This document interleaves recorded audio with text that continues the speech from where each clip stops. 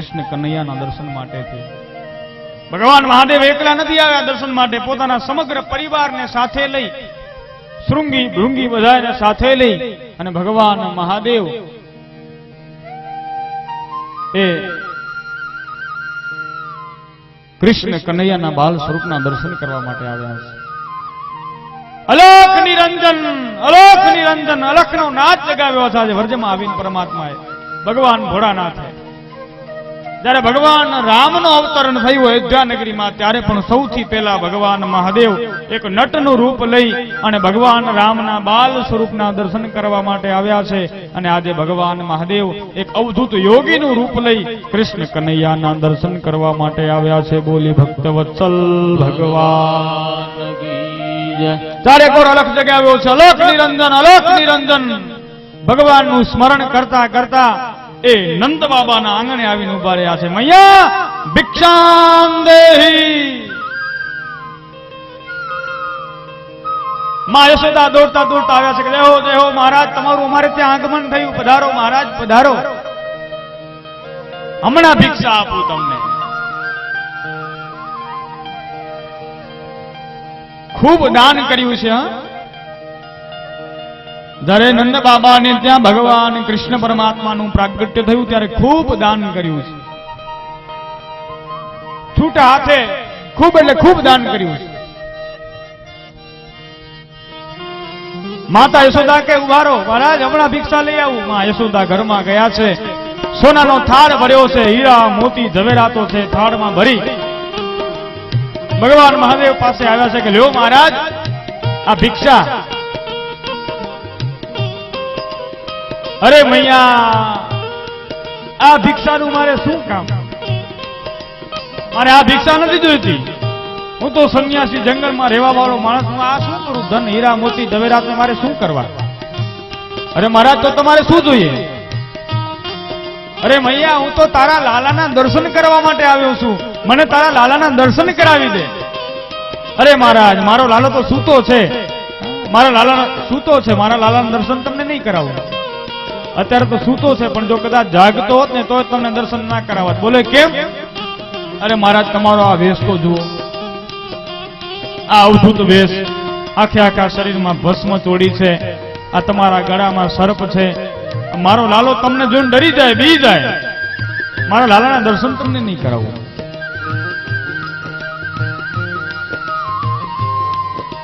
ભગવાન મહાદેવને થયું કે આ સર્પને હાથે બધું ઉતારીને સાઈડમાં મૂકી દઉં. ભગવાન મહાદેવે પ્રયત્નો કર્યા, સર્પને ઉતારીને સાઈડમાં મૂકી દઉં, કદાચ માતા યશોદા દર્શન કરાવડાવે તો.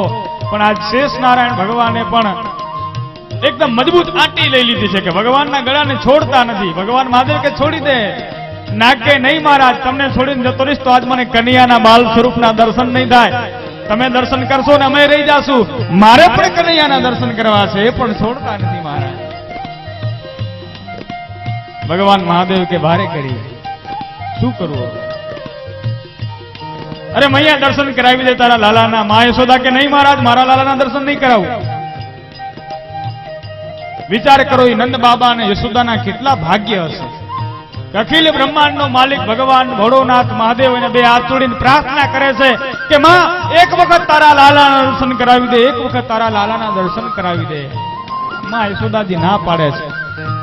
અને અંતે ભગવાન ભોળાનાથે આંખો બંધ કરી કાળિયા ઠાકોરને પ્રાર્થના કરી છે કે એ પરમાત્મા તમારા દર્શન કરવા માટે થઈ છે, કૈલાસ થી કને આવ્યો છું.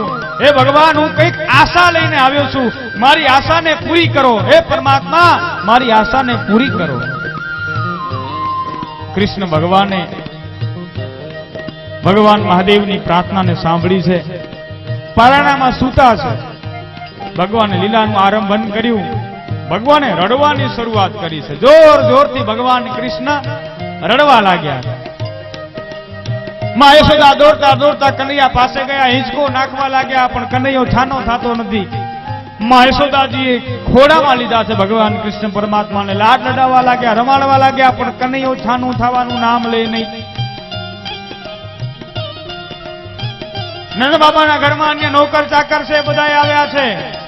કનૈયાને છાનો રાખવાના બધા પ્રયત્નો કરે છે, પણ કનૈયો છાનો થતો નથી. અરે મારો કનૈયો આરામથી સૂતો હતો, અચાનક કેમ રડવા લાગ્યો, શું થયું હશે? એક દાસી બોલી, માં તે જોયું આપણા આંગણે આજે બાવાજી આવ્યા છે ને, ઈ બાવાજી આંખું બંધ કરીને કાંઈક હોઠ ફફડાવે છે, નક્કી એણે કાંઈક મંત્ર માર્યો લાગે છે. આ બાવાજી નજર લાગી ગઈ લાગે છે, નક્કી આ બાવાજી કાંઈક મંત્ર માર્યો છે. માં યશોદા કે ના હોય, હા હા એ બાવાજીને કયો તમારો મંત્ર પાછો લઈ લ્યો, અમારો લાલો રડે જ જાય છે, રડે જ જાય છે.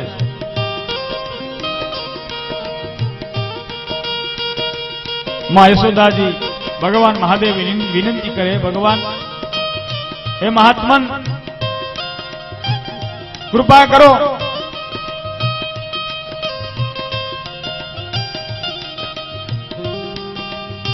મારો લાલો ખૂબ રડે છે, એને છાનો રાખવાનો કંઈક ઉપાય બતાવો, તમારો મંત્ર પાછો લઈ લો. ભગવાન મહાદેવ કે દર્શન કરાવો. ઠીક છે, દર્શન કરાવીશ, પણ જરાક છેટેથી દર્શન કરજો મહારાજ, બાજુમાં આવતા નહીં, નહીતર મારો લાલો બી જશે તમારાથી. બોલે ઠીક છે, દર્શન તો કરાવો મૈયા. માં યશોદાજી કૃષ્ણ પરમાત્માને ખોળામાં લઈને ત્યાં કને આવ્યા છે. ભગવાન મહાદેવની જેવી દ્રષ્ટિ ભગવાન કૃષ્ણ પરમાત્માના બાલ સ્વરૂપ ઉપર પડી, કૃષ્ણ પરમાત્માની દ્રષ્ટિ ભગવાન મહાદેવ ઉપર પડી, બંનેની દ્રષ્ટિ એક થઈ છે. આજે નંદ બાબાના આંગણે શિવ અને વિષ્ણુનું મિલન થયું છે. ઓમ નમઃ શિવાય શિવાય નમઃ.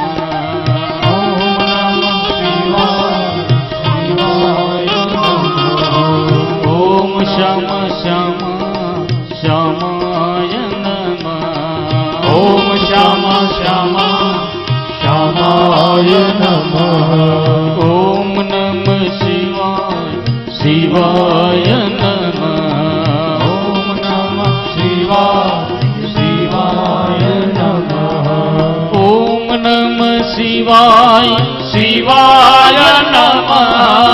ઓમ નમઃ શિવાય શિવાય નમઃ. ઓમ નમઃ શિવાય શિવાય નમઃ. ઓમ નમઃ શિવાય શિવાય નમઃ. ઓમ નમઃ શિવાય શિવાય નમઃ. ઓમ નમઃ શિવાય શિવાય નમઃ.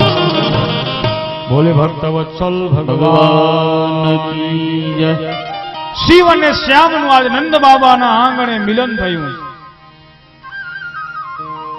શિવ અને કૃષ્ણની દ્રષ્ટિ જેવી એક થઈ, ભગવાન કૃષ્ણે રડવાનું બંધ કર્યું છે અને ખિલખિલાટ ભગવાન હસવા લાગ્યા છે. માં યશોદા કે વાહ વાહ, આ બાબાજી છે તો ચમત્કારી. જો લાલો કેટલો બધો રડતો હતો, કોઈથી છાનો રહ્યો નહીં, અને આ બાબાજીની જેવી દ્રષ્ટિ પડી એટલે લાલો આપણું ચૂપ થઈ ગયું, છાનું થઈ ગયું, હસવા લાગ્યું છે. બાબાજી ચમત્કારી.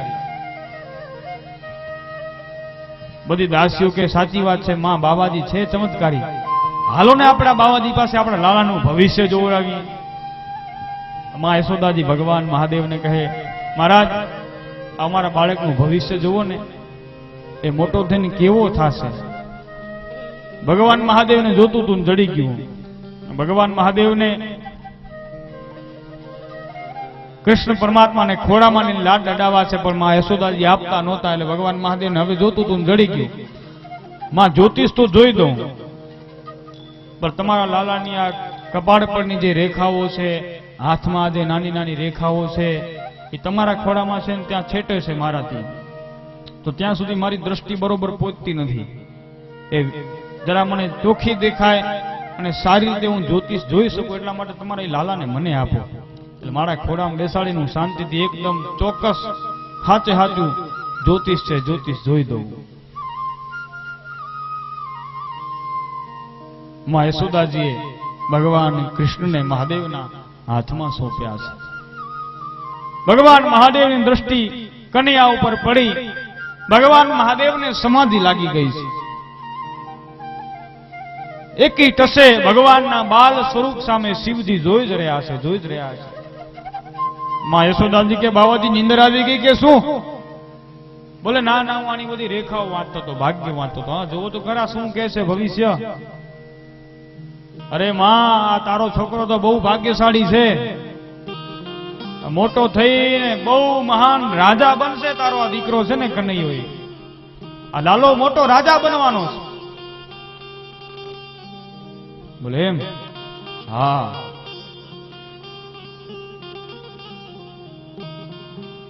મોટો થશે એટલે અમારી કેવી સેવા ચાકરી કરશે મહારાજ, જરાક એ જો.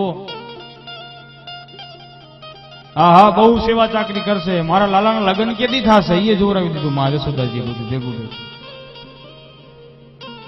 લગ્ન થશે મૈયા, તારા લાલાના લગ્ન પણ થશે. એમ કેટલા વર્ષનો હશે ને મારા લાલાના લગ્ન થશે? અરે મૈયા, એ બધું છોડ, તું તો બહુ નસીબદાર છો. આ તારાના લાલાના એક નહીં, બે નહીં, પણ હજારોની સંખ્યામાં લગ્ન થવાના છે. માતા યશોદાજી કે બધું બરોબર, પણ આ ખોટું. એક વહુ આવે એ જીવા નથી દેતી શાંતિ. હજારો વહુ આવશે, બધું શું કરશે ભેગી થઈને?